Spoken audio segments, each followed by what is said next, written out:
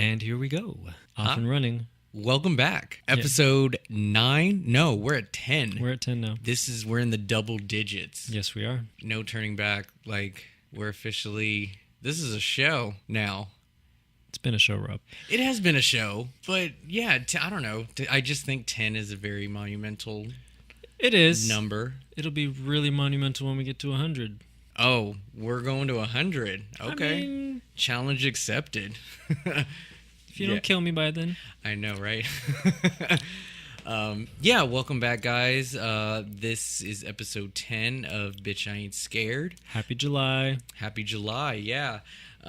This is a show where we talk about all horror-like things, and this week we're going to do our monthly segments again, which is our nominations for best and worst horror movies, and talk about some Netflix stuff. Yeah. But first, we got some movie news, or I should say horror news, because I wanted to talk about something that I saw on TV as well as a movie. And first, I'll start with the TV show.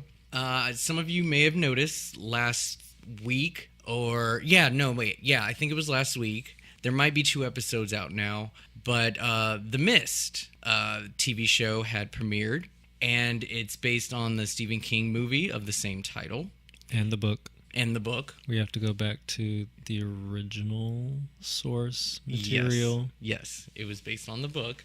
So this is on Thursdays on Spike, and I am a big fan of the movie. Yes. I didn't read the book, but I'm a big fan of the movie, and so, of course, I was going to check out at least the pilot. As we're recording right now, I've only seen 1 episode. There's another one airing later in the week. So far, the pilot has given me so much hope that this show is going to be great. It was creepy. It was gross. They did not pull back. I mean, they definitely took advantage of being on Spike, I guess. I don't really watch anything else on that channel, but maybe they're allowed to do A, B, and C on there and just gross people out. But you don't need to see the movie to watch this show. It's not a continuation. If anything, they're just sort of rebooting it, starting over again, expanding the characters, the environment, because the movie took place in just 1 location, whereas this one is multiple locations. They spend the first part of it introducing all the characters, all the storylines, and all of the people who don't like each other. So then when The Mist comes around, they'll lock them up in the same place to deal with their issues. Okay, so it is the same characters, though. By name, like character name, I couldn't tell you. Oh. But I think... David Drayton? No. There's no... Okay, no. So maybe it's a whole new set of people. Yeah, it's a whole new set of people, and... I prefer that. Yeah, so do I. I like the fact that... Well, because it gives me something to look forward to. Like, I don't know what's going on. I think that just gives it a little bit more life. The big focus is on these parents who have a daughter. And the daughter is just kind of coming out of her shell. She's discovering boys and all this stuff. And it's never good. Yeah, of course, never good. Because, of course, she falls for the jock of the town, the quarterback. Because he's going places. Yeah. So she obviously has a crush on him. And the parents are very, very strict. And they just don't want her branching out, talking to boys so soon. The daughter, she has a best friend. Who just happens to be gay, so there are some gay characters in this show as well. Hopefully he doesn't get eaten by episode 3. Yeah. He is a little bit on the downer sort of emo side because obviously this is a small town. So far, he's practically the only gay person that's on there, and everybody gives him shit for it. So maybe some sort of gay character will come from The Mist, and then he'll have some sort of weird portal dimensional love affair. Hey, if that's in the book, bring it on then, because I'd love to see that. I'm pretty sure Stephen King didn't put that in the book.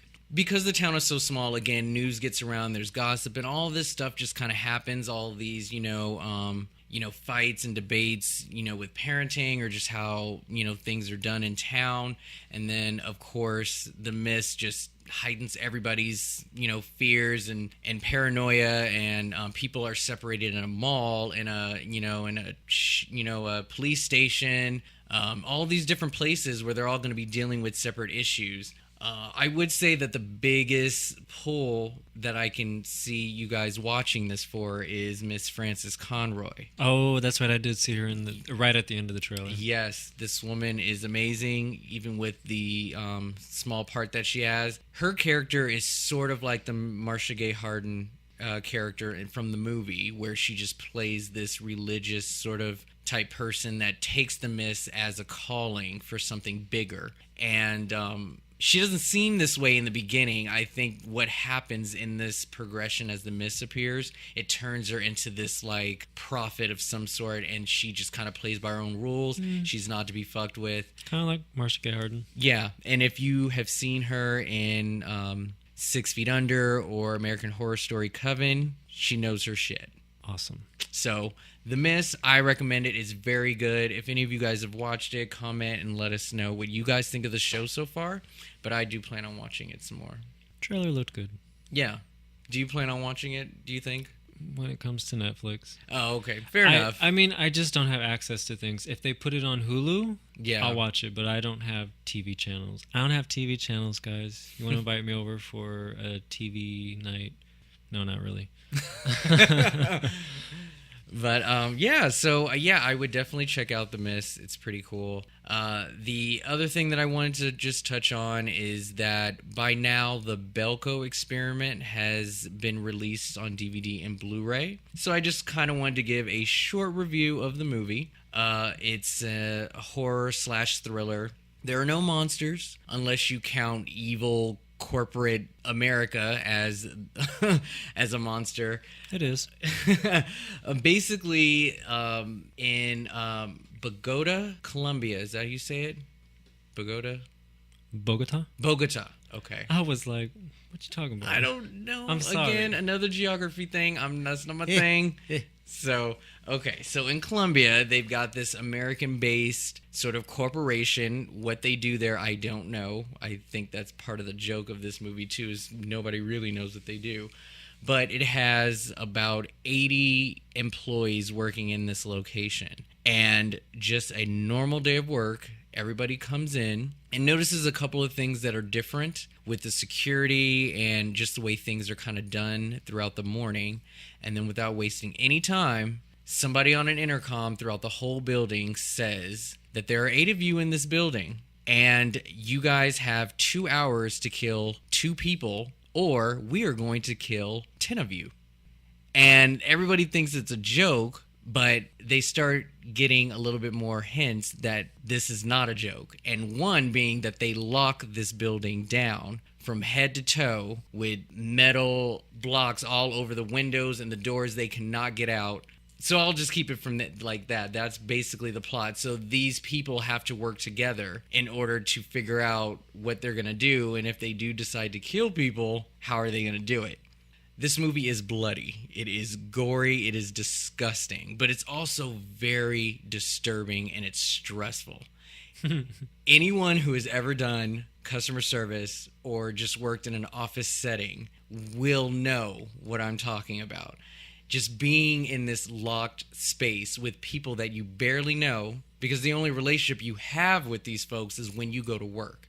You have no idea who these people are when they clock out. And now you're stuck with them in a very high tension sort of situation, and their true selves will come out. Yeah. And if the next, I mean, and I know all of you have an enemy at work. Just imagine if they feel the same way about you. Trust that they are probably going to get at you first before you get at them. So, yeah, that's scary. Yeah. Think about that. And again, the movie is very unsettling the way that they do things, but it gives off the vibe of Battle Royale. I don't know if any of you guys know about that movie. Do you know what Battle Royale is? I do. Okay. Sort of like Hunger Games in a way too. It's basically the survival of the fittest, who can last the longest. The movie honestly is okay. I will say that if you just want to see 90 minutes of people just getting cut up, blown up, and just hacked to pieces, this is entertaining. However, they don't necessarily offer anything new to the table. This is not a very new or unique plot line, you know? We've seen the story a couple of times, so the only difference is that the setting is different and they have somewhat recognizable stars like, you know, Tony Goldwyn, John C. McGinley. Mickey Rooker, I think, is in this too. Michael Rooker. Yeah, he's in this too. I was like, who's Mickey Rooker? I don't even know who Michael Rooker is. Let me stop playing. But yeah, so if you guys have any thought in watching this, that's basically what you're going to expect. But again, the plot is not really that, imaginative. They give it to you in the trailer. They you do. You know what's going on. You don't know how many people are going to die, who's going to die, how they're going to die, and who's going to kill them. But you see what it is. It's called the Belko experiment. These people are locked into a building. They're getting fucked with. Summary. I don't know if I'll watch it now. I do want to watch it, and I knew it was violent, but when you put it like that, I'm not really into movies like it's basically it's like torture porn to me, where it's just like people killing each other and hacking each other up. I mean, it is interesting from that aspect of the psychological factor where you're locked in with each other, and me thinking like about my coworkers. I know exactly who would fucking kill me. Everyone. No. I think that is scary. That's scary enough. But I don't know if I'm going to watch it now. I don't need 90 minutes of gore. Yeah. Well, for the theme of our show that we've done so far in all 10 episodes, I do want to bring out the fact that there is a gay person of color in the cast as well. And he's very good, very entertaining.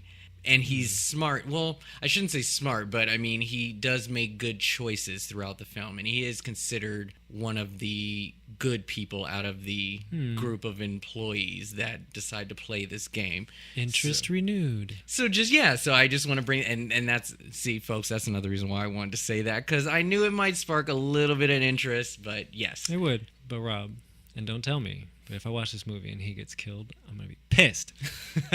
Anyway, all right. Well, very, very good. Also, should we bring up... I just saw an article today. Maybe it's an old story. I don't know. But Conjuring 3, coming at ya. And James Wan will not be with us on this outing. So that's kind of sad. That makes me really sad. But I'm still excited about it. I feel like they have a really good base already established. I think they'll do a good job with it. I mean, this is very, very early on, me having high hopes. But I don't know. It's such a kick-ass, solid series thus far. It's a really good franchise, and they're spinning off characters like crazy. Yeah, they've already got 2 more out, coming up with the Nun and the Crooked Man. The Crooked Man. Yeah, so in part 2, they told a different side story about how one of the characters as a child was visited by the Crooked Man while he was hiding in that tent. Okay, well, I haven't seen Conjuring Part 2 yet. Oh, okay. Sorry, guys. I'm here praising this series, and it's like I've seen one movie. But you've seen Annabelle. And... I've seen, yes, and everyone hated Annabelle, but it scared the fuck out of me because demons scare me. I'm going to see the next one. I'm going to see the second one, but I don't understand you, Rob. I'm not a fan, but I'm definitely going to see the second one. I watch horror movies. That's what I know. do. You are so dedicated. Me, if I don't like it, I ain't going. The first one was trash. I'll be at home. But no, I really like The Conjuring. I love Vera Farmiga. I like Patrick Wilson too. It'd be nice if he got naked again, like the good old days. But yes, I think it's an excellent series, so I'm excited. They have a script. We're going to be in good hands soon enough. The article, did they mention anything about the possible lawsuit that's been going on with The Conjuring? Because they were under some... Like, I'm surprised to even hear about Conjuring 3. So they must have either made a settlement or threw the case out or whatever. But they were in some real deep shit with, like, the copyrights to those cases. Yeah, no, it's... doesn't mention it in the article, so I don't know what that means. I'd have to look into that, if they've settled or not. But honestly, I feel like they can afford to settle, so it doesn't really matter. They'll keep making the movies. Should we hit these Netflix recs? Let's get the Netflix down. We're going to talk about what's coming out in the month of July. And why don't you start off with Castlevania? I'm so excited for this show. I'm so excited. And, man, I'm such a fucking hypocrite. I don't like vampires, but I love Castlevania. I really liked playing the video games. I didn't play all of them. I wasn't sort of a dedicated fan or anything. But I just really loved that game, especially the old school game. I mean, they had some random-ass monsters like Medusa. I don't know why they were fighting Medusa, but they were, and it was cool. The Belmonts, yes. So I haven't seen a lot of details, and maybe I've purposely been avoiding it. I just want to be surprised when I watch the show. I think it's only 4 episodes. Season 1 is only 4 episodes, but it'll be coming out on July 7th. Castlevania. It is an anime series on Netflix, and it's one of their originals. And I'm pretty sure it'll tell the story of the Belmonts and how they're hunting down Dracula and his many descendants, and they gotta fuck him up. I'm excited. So with 4 episodes, are they hour-long episodes or mini movies, like almost 90 minutes? I'm just wondering, like, because that's a short. I don't know. It's probably only an hour long. But I mean, you have to think about it. I mean, it's an animated series, so this shit took a long time to make. Of course. Probably hour-long episodes. I again am just trying to like roll with the punches myself. It's gonna be the same thing when Stranger Things comes back. I don't want to know shit. I've seen the little teaser, and that's good. Don't show me nothing else. So for Castlevania, I've seen the teaser once. I'm good. And I'm not an anime fan. I've already said this. It takes very special anime for me to like it, but I dig it. I think it's going to look good. It reminds me of another anime from when I was a kid called Vampire Hunter D, which he was like Blade. Yeah. That movie was ridiculous. I just remember seeing those animated titties. I was like, should I be watching this? Yeah, I never saw Vampire Hunter D. I just remember passing that colorful cover art at the video store every day when I worked there. I think they made a sequel like 20 years later. Probably. But wouldn't be surprised. Yes. Castlevania, July 7th. Get your life. So on July 6th, the day before, they're going to release this movie called The Void, which has actually been on demand for quite some time. So maybe most of you have already seen it. However, Netflix is just, one of those places where I wait to view it because, I want to watch it for free, technically. So The Void, from the trailer, it looks pretty creepy, kind of cultish. Yeah. It looks like there's going to be some heavy monsters in it, but most of it is going to be done by human beings who dress in these sort of like...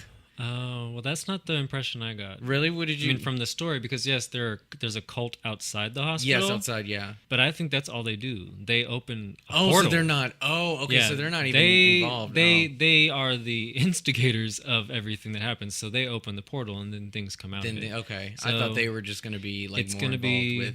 Again, heavy, like Stranger Things, The Mist. It does give off that vibe. And yeah, there's like this 80s throwback to it too, so I think that's pretty clever. And the trailer looks really gory. Yes. And there's a lot of things happening, but unless you pause it or slow it down, you can't really see anything. So if you like surprises like me, don't do that. Just watch the trailer. Just look at it. If it looks interesting, you'll be pretty surprised. Yeah. But it does look pretty violent. Yeah, I definitely want to see this one for sure. I keep reading about it, and everybody's giving it really good reviews and reactions. But now it'll be on Netflix. So July 6th.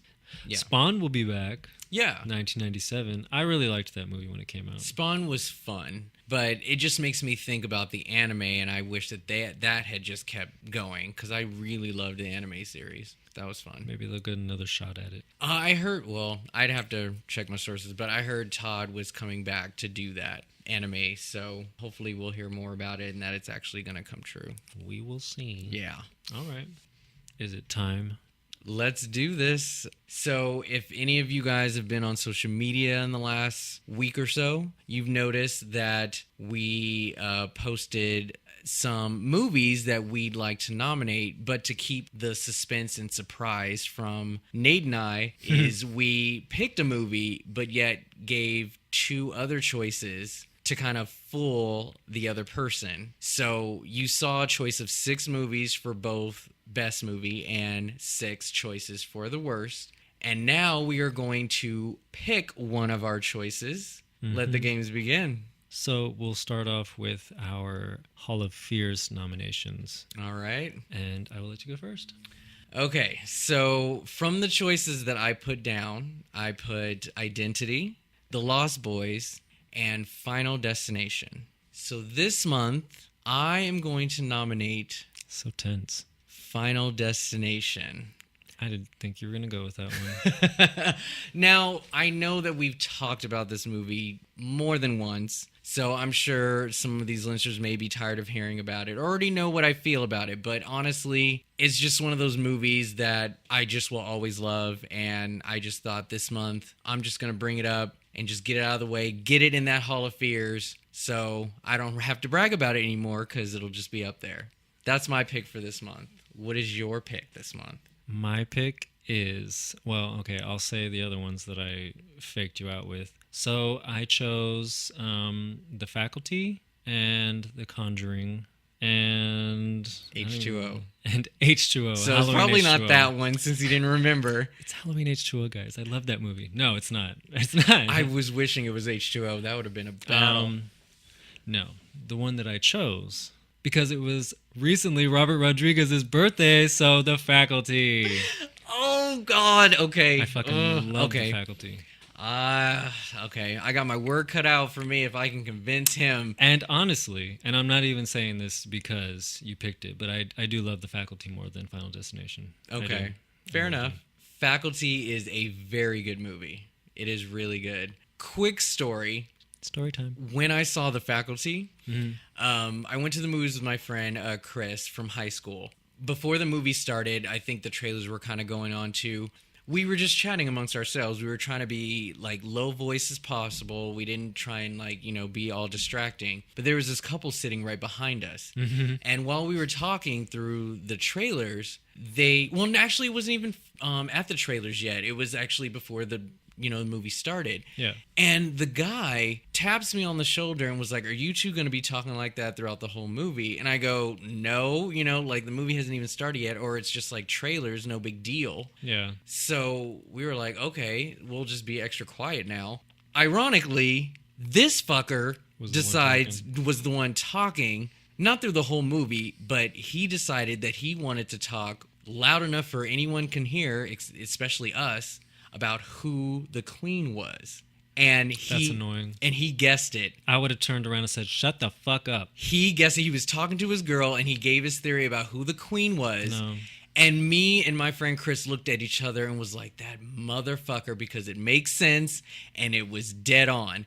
And we were pissed. So, yeah, that is my story. I don't know where you are in this world, but I hope karma caught up with your ass. You suck. Well, I don't have anything to say to that. So, these are two very different movies. They are. They were last time, too.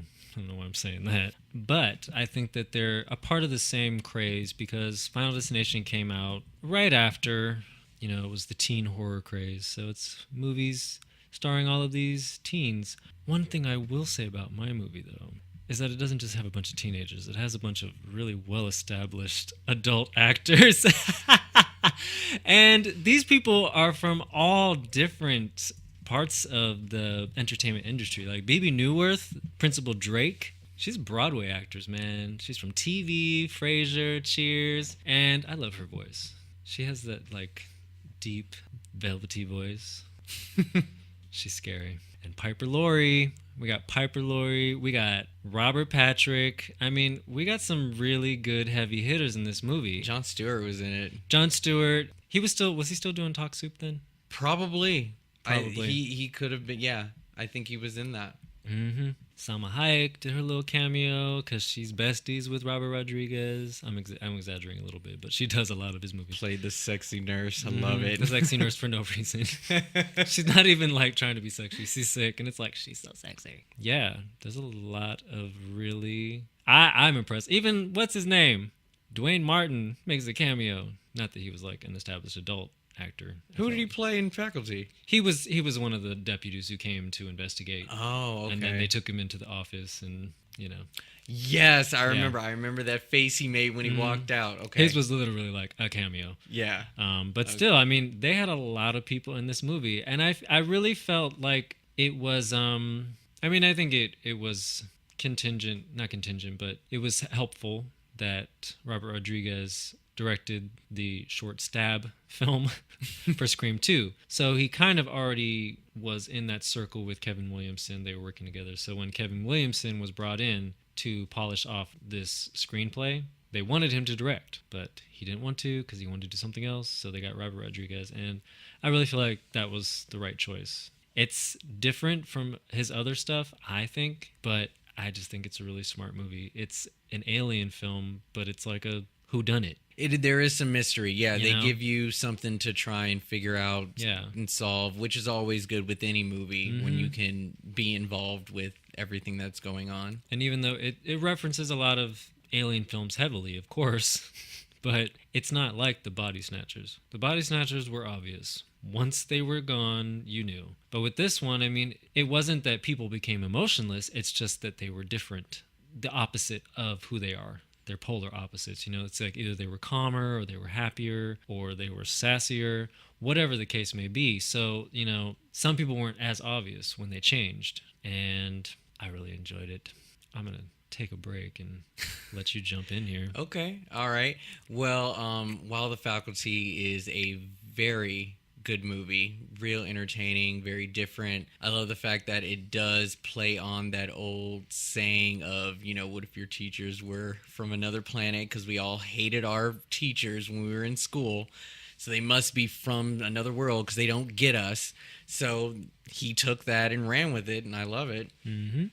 But Final Destination is just the shit. It's just a good movie. It's just good, and I do like it more than The Faculty. I don't know if it's because I've watched it more or I don't know. I just, for some reason, I just think this is a very creative spin on the slasher genre. They were coming out by the tenfold. It just, like, you couldn't go without seeing a slasher movie every year. And James Wong, the director, found a way to create a slasher movie without an actual slasher. And I love the cast, the heartthrob Devon Sawa, who I wish was still around. I mean, like, I do see him from time to time, but I thought he was going to be in, like, a really good, you know, like a big star back in the day because he played in a lot of cool movies. And he was coming up. But, like, Ali Lauder, who now does Resident Evil a couple times now, but Ali Lauder's in it, and a lot of other, like, stars from that time frame that were very popular off TVs and under other movies. I mean, and like I said, we talked about this before. The death scenes, just the way that everything was choreographed, I think was a masterpiece. They styled this movie in such a way that these kills were staged as accidents. And they took everything that you can think of that's around you all the time and made them scary. Whether it was the location, your own home couldn't be safe. This woman, like, died in her kitchen just trying to cook a meal. And that She was not didn't trying to cook nothing. She put vodka in her coffee cup. Oh, was that? I thought she was cooking or something. Actually, that was a pretty dumb move. She put hot something in her coffee cup, and then she poured it out and put cold vodka in her coffee cup.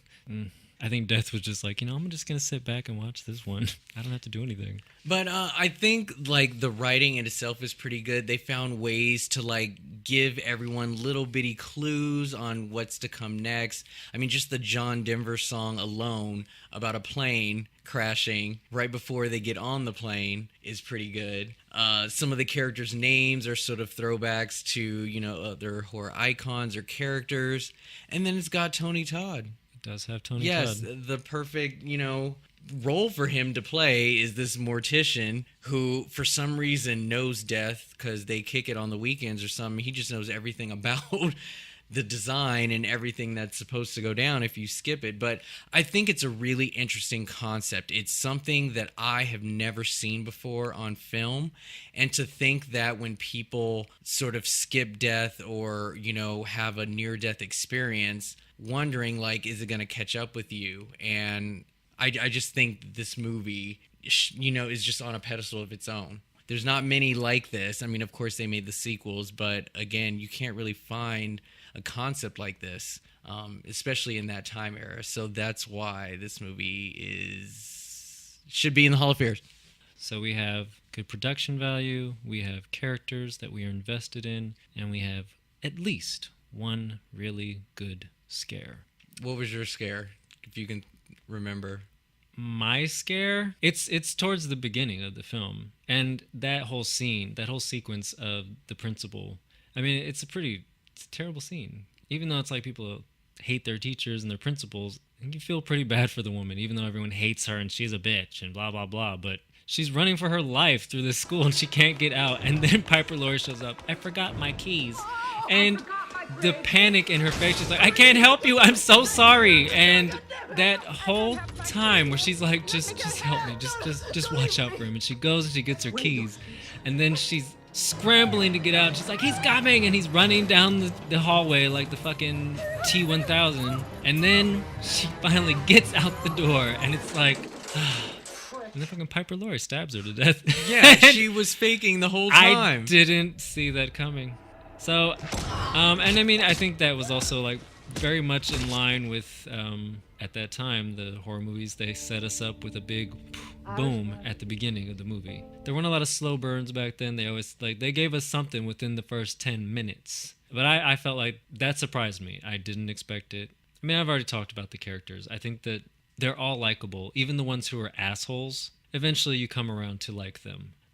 Because it shows that they are more complex. They're teenagers. They're trying to fit in. They're trying to survive in these different cliques. None of them are what they seem. You know, Stokely. I mean, she's trying to be invisible. She's trying to be like this little miserable goth girl, but she's really not. She's just trying to find herself. And the jock, he doesn't want to play sports. He wants something else for his life. The pretty girl, I mean, she's pretty, but you know, she has a good heart too. She can't help it that she likes expensive ass makeup. These are Estee Lauder lip stain. They take 72 minutes to apply. Also, that was Jordana Brewster's first film. Oh, that was her first. Very first. Okay. Yes. And I feel like also that was a great jump off point because we always talk about these movies that are vehicles for actors. And that was a vehicle for a lot of these actors. That was Josh Hartnett's second movie. Yeah. And he already did a horror movie, but that was his second film. Elijah Wood, he had been an actor since a child, but we hadn't seen him for a while. And I felt like this reintroduced us to him before he went off to The Shire. All of those teens, I mean, Clea Duvall. Stokely wasn't her first movie. No. Her first movie was on my list, though. Yeah. Oh, okay. Yeah. We didn't know who she was until then. It's like, it was a really good movie for all of them. It was Usher's first movie. I thought She's All That was first. Mm-mm. Oh, okay. Usher was in this for like 3 scenes, but it was his first movie. And they deleted one of his scenes too, because he was supposed to have been. I can't remember. Like, I think they showed him get possessed or whatever. Maybe. But there was some. I remember something from the trailer that they cut out of us. Like, they cut out a few things. Yeah. Well, and there was also Kidada Jones. You know who she is? Not by name. She's Rashida Jones' older sister. Okay. She's Quincy Jones' daughter, one of his daughters, and she also dated Tupac. I just saw All Eyes on Me, and they actually featured her in the movie because she was dating him when he died. Oh, okay. Not when he died, when he was murdered. But she was in the movie, Oh. and you can see her in the movie, but she had a scene. Oh, but then they okay. cut her out. But then you can kind of see her when they're looking at the little alien swimming through the tank. Okay. Oh, she was kind of in the background. Yeah, so she's there next to Usher, I think. Oh, okay. I was like, oh my God, Kidada Jones in the movie. What the fuck? Yes, it's a little trivia. Production. Again, and I think that this is very different from Robert Rodriguez. A lot of his things, I mean, you know, he's like big explosions, and of course we get some of that. Desperado. It's not the same feel, but I love the way that this movie looks, and it didn't remind me heavily of the other films that were out around at the same time. It didn't remind me of all the other Dimension films that were out. It stood out enough for me. The way that they introduced the characters, like they have all their names at the beginning, and it was almost like a comic book sequence, that moment. Something about that always is entertaining when they always give the little bios where they just pause the screen. Yeah. Like they did that in like Can't Hardly Wait and, you know, Suicide Squad. And, you know, they do that all the time. I love when they do that kind of stuff. It's fun. So I liked it. I don't think I've convinced him yet, folks, so we're going to let him speak. Okay, well, for the sake of our debate, yes, what I will say is your discussion about the characters is definitely true. However, I don't feel that it's realistic for every single member of every clique in this high school to be hanging out together. I mean, leave it to aliens. Yeah, but they weren't hanging out. Yeah. No, I mean, leave They it to were the ones that were left. But yeah, leave it to them. But it's just how easy it was for them to get along like immediately. But they didn't get along. Look, they probably had like a couple scenes where it was just like, no, I don't like you. Okay, blah, so blah, blah. are we supposed to bitch at each other and fight when aliens are trying to take over the world? Or are we supposed to band together and get our shit done? Not bitch. Yes, they did the right thing. To me, it just wasn't as. I didn't feel like they got along. They didn't. They got along like a little bit. I don't know. To me, it just felt like I just don't see these group of people. Like they would have just gone off and done their own thing, or just decided like I'm just gonna fend for myself, and that's pretty much it.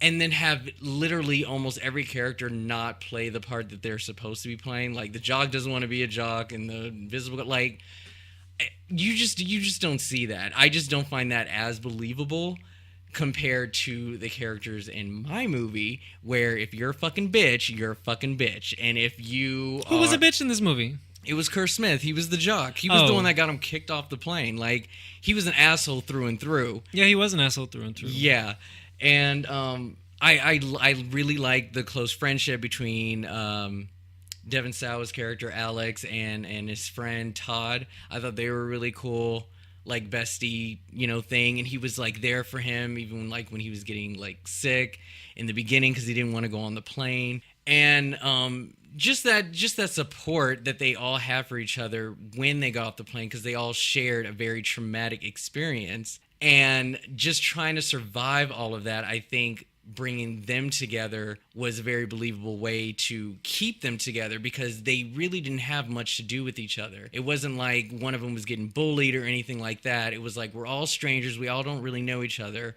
Sean William Scott, who was like the biggest geek I've ever seen.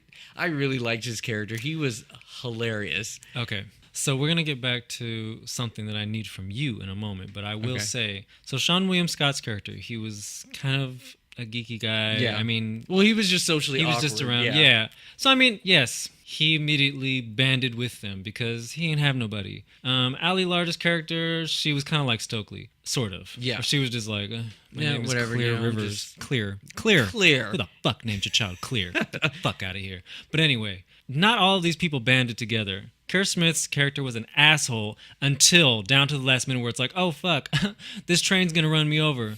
Then I'm gonna come around. The teacher was an asshole. That's why she got killed, because she went off by herself. You scared the shit out of me. They ain't band together. Fuck that. So here's the thing. Here, I'll bring something else as you said that. Since they didn't band together, the fact that the story and the way that the plot was driven throughout the movie kept bringing them together. Almost every time somebody died, there was some fate or circumstance that made them go to the same spot that everyone was at. Fate just continued to try and make sure they got them one by one, if not more than one at the same time. And I found it to be very believable the way that they choreographed all of that. So that's one point of how they were band together. And like you said, not all of them got along, but they made sure they didn't forget who was left and who needed to go. Yeah, a lot of them died before they banded together. What do you mean banded? His best friend died. Well, yeah. The teacher died. Old girl who got hit by the bus died, that was fun. But she died. Yeah. I mean, it was down to Kerr Smith, the asshole. And then it's like, oh, maybe we should stick together. Oh, sorry, Sean William Scott. You just got your head chopped off. Okay, now there's 3 of us left. There's 3 of us left. I'm just saying that before that, even though they did not get along, they still made a convincing story on why they kept being in the same scene together, because they had no reason to like each other or work together or even believe that he's seeing visions. But clearly, when they figured out that they were going to die in the order that they would have on the plane, I think just drove a reason for them to see each other more than once. So I thought that was really creative to do. Also, I want to talk about the scare. Yes, that's what I need from you. Yeah, Yes. so the scare. Most of this movie was gory. There was a lot of shock value, but I would say like the biggest scare for me was the shower scene. I was, because they didn't really give you a moment when it was actually going to happen or what was going to happen. He could have just fallen, on, his head on the tub, or when he was shaving and you're thinking like, well, oh my God, is he going to like, cut himself and slip on the water? And then just the cord just tightening up, like that was the first example where there's, aside from the water just like slowly coming at him, just the rope tying around him and just getting tighter was just like, okay, at the end of the day, it's going to look like an accident, but he was definitely involved. And that to me just terrified me. So I would say that was one of the biggest scares. And then like his eyes getting red, and it was just not a really good thing to see. But as far as production, they took advantage of their environment. It wasn't just all in one location. They were taking people out during the day, even at night. So there was no part of the movie where it was safe to breathe. Anything could have happened at any point, and it was super entertaining. Well, folks, we also had a comment on one of the Instagram posts from MLGen, at MLGen. Hi, hot ass Matt. He was also my friend who, by the way, is going to be in an extension of The Rise and Fall of Dracula. I'm pretty sure he's going to be in it. I don't know why he wouldn't be. But yes, the play's gotten extended into July, so stay tuned. I will let you know. There are more dates, so you bitches can go see the show. Congrats. Yes. But he voted for Final Destination. He says that, he still can't fly on planes because of this movie. So I'm going to go ahead and give this to Rob. I feel like I defended my movie passionately. I loved the alien design. I loved the little aliens. I loved when they spit into their ears. It was just awful. It was awful. Awful transformation. The surprise of who the queen was, I felt like it was excellent. But I do feel like Final Destination is probably more popular amongst people. Obviously, it spawned 5 sequels, and I don't think they're done. So not everything has to be a series, and it's not what I'm saying. But I definitely think that it is the more popular. So congratulations, Rob. Thank you. Final Destination goes into the Hall of Fears for July. Here's the thing about Faculty, and I really wish that you hadn't picked this one because I wanted that movie in Hall of Fears too. No, seriously. I mean, you can nominate it again, I guess. Yeah. I don't know what you would say, though. I know. What have we not talked about? But, your movie is really good, too. So I had a really tough decision to make when it came to picking mine. So I love The Faculty. Yeah, Faculty is good. Final Destination, Hall of Fears. Dun, dun, dun. We've come to the deadly DVD barrel. So I'll be fair, and I'll go first. The movies that I put out there as decoys, I chose Little Witches, Demons, which is a Dario Argento film. He's a famous Italian horror director, 1985, and From Dusk Till Dawn, another Robert Rodriguez hit. I don't know if I'd call it a hit. I chose Little Witches. Ha! I laugh because I just had a feeling it was going to be that one, but go on. Well, that's all I'll have to say at the moment. You go ahead and tell me what you picked. Okay. So the movies that I put up were Stitches, a clown horror movie, See No Evil, which was a WWE first edition horror film, one of many they were going to try and make. What was my third one? The one obviously Lazarus. I didn't... Oh, God, The Lazarus Effect. Jesus, that stupid movie. Anyways, my choice is Stitches, clown movie. I've never seen this fucking movie. I barely remember Little Witches, but I know that I rented it and attempted to watch it, but I don't have any memory of it whatsoever. Great. Yeah, so this one should be fun. We don't know anything about each other's movies. Let's just call it a draw. Okay, well, so do you remember what yours is about, though? Yes, I remember what my bullshit is about. Stupid-ass movie. So it's basically like, I mean, it came out in 1996, same year as The Craft, but it is so fucking bad. It's like they don't even try. Oh, and also this is actually Clea Duvall's first movie. Really? Yes, this is her first film. So Clea and she even was like, no, that doesn't count. That's funny. So that's pretty bad when one of your actors is like, no. I mean, usually people are like, I'm so grateful to my first film. She's like, no, that doesn't count. I was working at a coffee shop when I did that shit. I don't know what you talk about. I don't give a damn about any of the characters. The lead character, we'll call her Sarah, because I don't care. It was Faith. I don't know, but she was just not interesting to me. I mean, I hate to compare it so much to The Craft, but it's like The Craft is amazing. And these girls, they're so stupid. They're like, let's read from this book and summon a demon from hell. Like, who the fuck gets that bored? Who's that bored? I just want to know. So correct me if I'm wrong, and I may just give this to you just for this particular question, so it depends on how you answer it. I'm looking at the cover of this movie, Oh my God. and it looks like... Isn't it just the laziest shit you've ever seen? It's lazy, but the woman looks like Fairuza Balk from The Craft. I mean, none of those girls, that's not her. I know, and like the fact that it came out right at Yeah. the brink of The Craft, you're thinking, oh, I'm gonna get a straight to video like extension of The Craft, or not even a sequel, but just like another similar movie that involves I think like that's witches. They really And played on that. They It's tried like, to, oh, witches, yeah. yay. So And now it's we like, gotta. This But shit's they put this boring. woman on the cover, and I was like, oh, there's She Fairuza Balk. really I'm gonna does rent kinda look this. like Fairuza Balk. You're absolutely right. So they None like, of those girls look like really- fucking Fairuza Balk. They don't. They don't. If you guys look at this cover though, it just screams Nancy. So, I mean, the characters are not likable to me. And somebody did a review where they're like, oh, I don't remember this girl's name, but the lead bitch who's just stirring up trouble. She's the roommate to Faith, the good girl, who's apparently fluent in Latin. I'm sorry. I don't buy it. Little Catholic schoolgirl and you're fluent in Latin. You have no life. So yeah, the bitch roommate, she's the one who wants to like sneak into the cathedral that's under repair, and then they find this secret tavern, and it's like, oh, look at this book, and oh, you know how to read Latin. Ooh, summoning a demon, tell us how. No, I won't translate the rest of it. But then this bitch also learns how to read Latin in the course of an 80-minute movie. Really?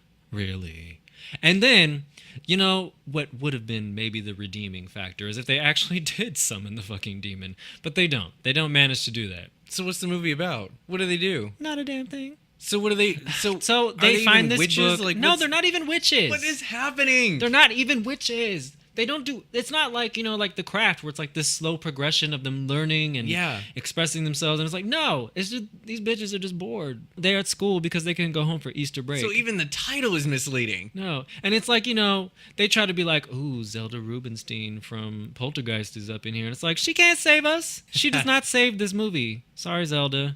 Did Zelda play like the same? Do you remember if she played like the same person? She's always the same person. I know. But no, she's like Sister Corda, something. I don't know. But and they think, oh, she's the guardian, this woman who's supposed to stop people from summoning this demon. She's not the guardian, and somebody poisons her, and it's just stupid. I don't even know how that bitch poisoned her. I was like, how did you get? I know he's So- doing the clap. He's like, how can this How movie? can this happen? So, I mean, yeah, Clea Duvall's the only one that survived from this movie. She got lucky. Like, for real. I just cannot begin to tell you how much I hate this movie. I'm going to be quiet now. All right, Little Witches. Wow. Okay. No production value, no characters. I was never scared. There's nothing scary about this movie. If they had brought the demon out, maybe. Nope. All right, so Stitches. I caught wind of this on Netflix. It had a picture of a clown on it. It's very demented and dark. I was like, hey, I'll give it a shot. I have nothing else going on. Apparently, it's a horror comedy because it was silly as shit. It was garbage. Maybe they were self-aware, I don't know, but they really didn't even try to scare you. What they tried to do was just gross you out with the most fakest death sequences I have ever seen. So, first off, let's just talk about why it's a clown. There's this party going on, and this boy has a clown as entertainment. All of his friends are just the baddest kids you've ever seen. I mean, all of them just pick on this clown, and they're like throwing shit at him, and they're just evil. But for some reason, the birthday boy is like the nicest boy in the world. I don't know why he has all of these friends, because they all are just idiots, and they're just rude and mean people. But the clown is trying to do his thing, and the clown looks like shit. Like, I would have literally thought that he was a serial killer if he came to my door, because he did not look like a clown. All he did was paint his face, put that red nose on. His wig was just, it was just disgusting. He looked like a homeless dude who, like, caters as a clown at night. You know, that's his maybe one day job. But he's in his routine, and specifically each kid does something like rude to him, whether it's like popping a balloon animal that he made or throwing an egg at his face. And one kid decided to tie his shoelaces together when he wasn't looking, and then another kid threw something at him and it made him trip, and he falls face first to the floor. But again, like I said, this is a party with badass kids. So what happens is that during this whole like clown entertainment, a kid opens the dishwasher and opens up the rack with all the dishes, including all of the utensils, face up. And when he trips, he falls face first into a butcher knife, right into his eye.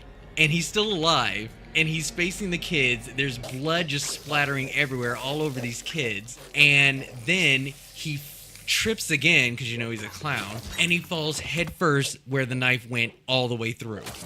Now he dies, and then all of a sudden you find out that we are in a movie where there is a group of clowns who are into the occult. Because the next thing you know, these group of clowns go to this like mausoleum, perform some ritual, draw a happy face on an egg, put it in a shelf or this like cabinet thing, and place it on a shelf for him to be resurrected at a certain time. Years go by, and then the same kid throws another party, and a paper invitation whimsically flies out of the window and lands right on his grave. And that's what wakes him up, to get revenge on all the kids who were mean to him when he was performing. And every death scene is sort of like a reminder of what they did to him as, you know, when they were kids. And these death scenes were just stupid. Like, I've seen movies where they're super gory and they're just trying to have fun with it and they'll think of whatever they can.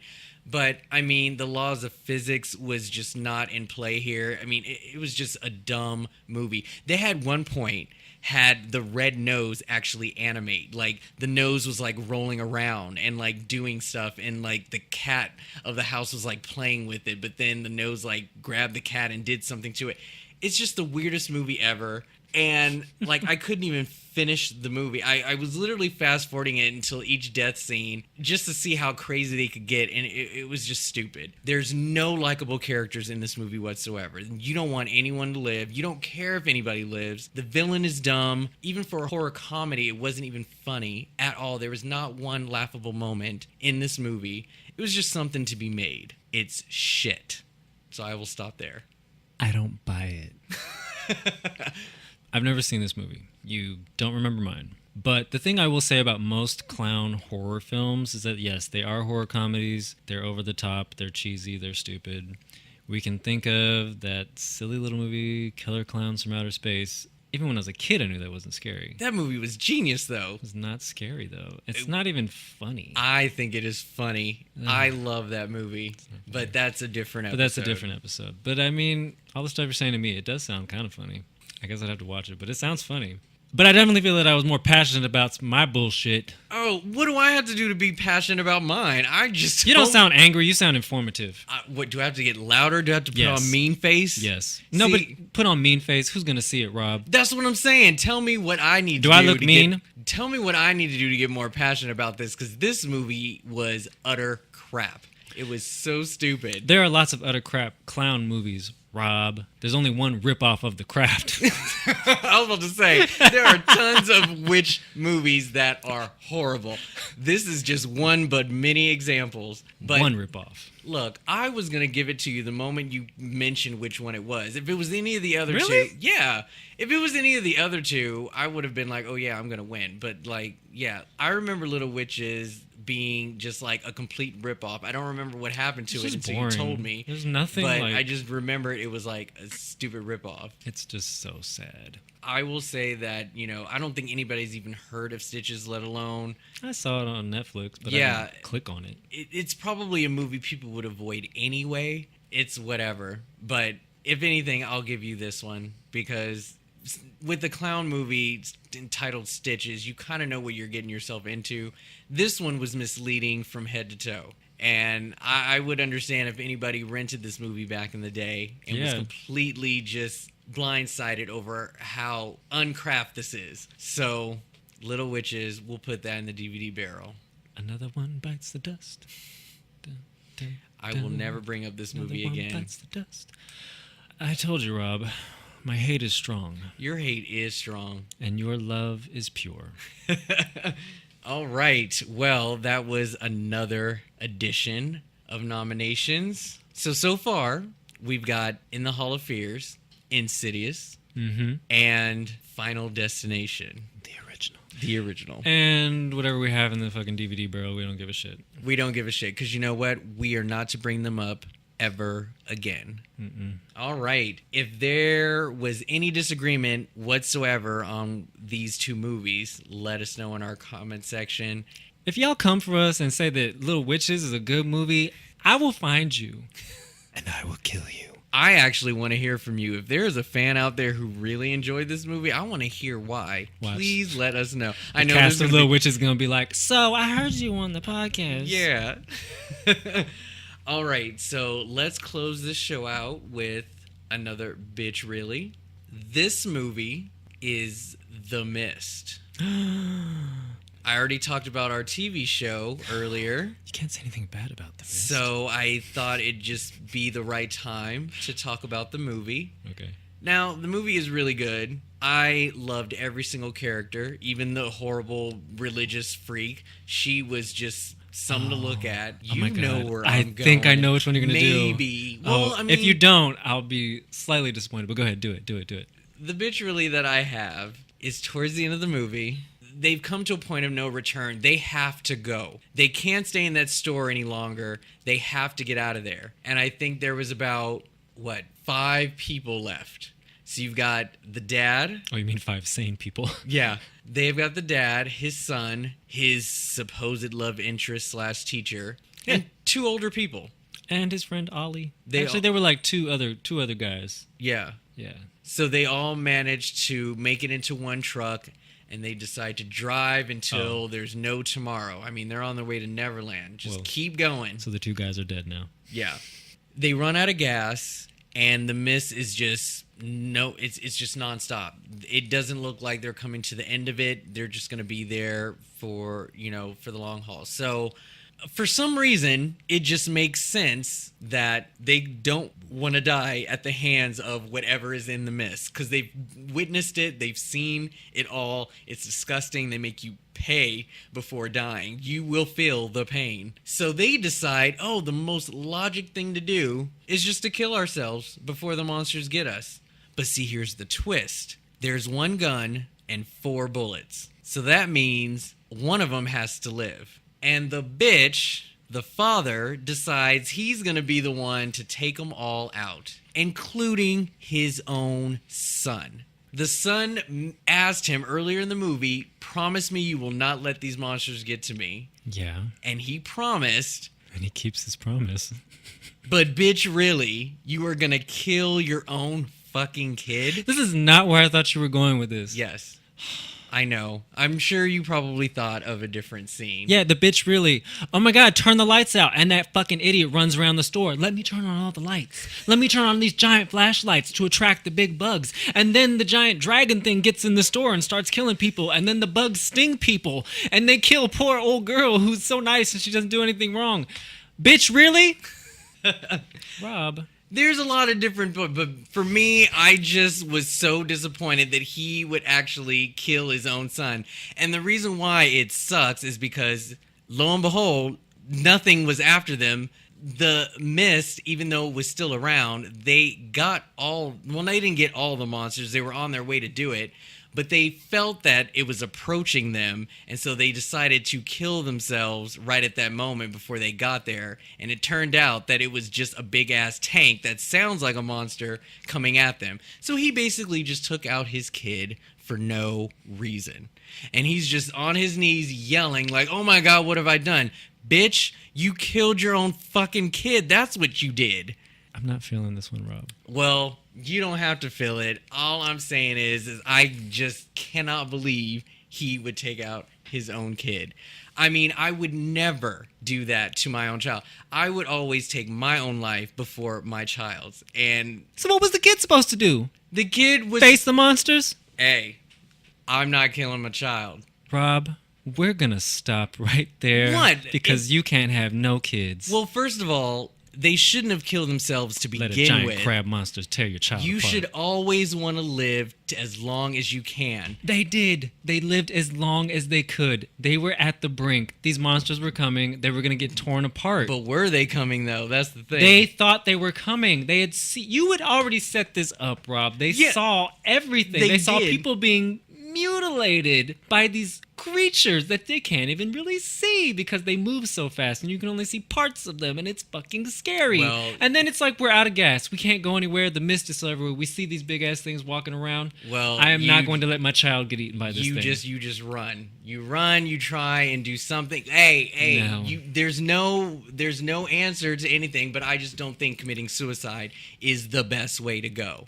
So I'm not going to be next to you when the mystical apocalypse happens. Okay. fair enough. Bitch, really? You turned on all the lights? That's my bitch, really. All right, guys. Well, I think we had a lot of fun this time. Yes, we did. Hopefully you had fun too. Tune in tomorrow for our July 4th. We'll have some more goodies for you. Thank you so much for listening. Make sure to subscribe to our pages and rate and follow. And comment. Comment. Yeah, we want to hear from you guys. Let us know what you think of the show. Any suggestions on topics that you want us to cover. Any movies you want us to watch and review. Books, video games, anything. We're open. We'll catch you next time on Bitch I Ain't Scared.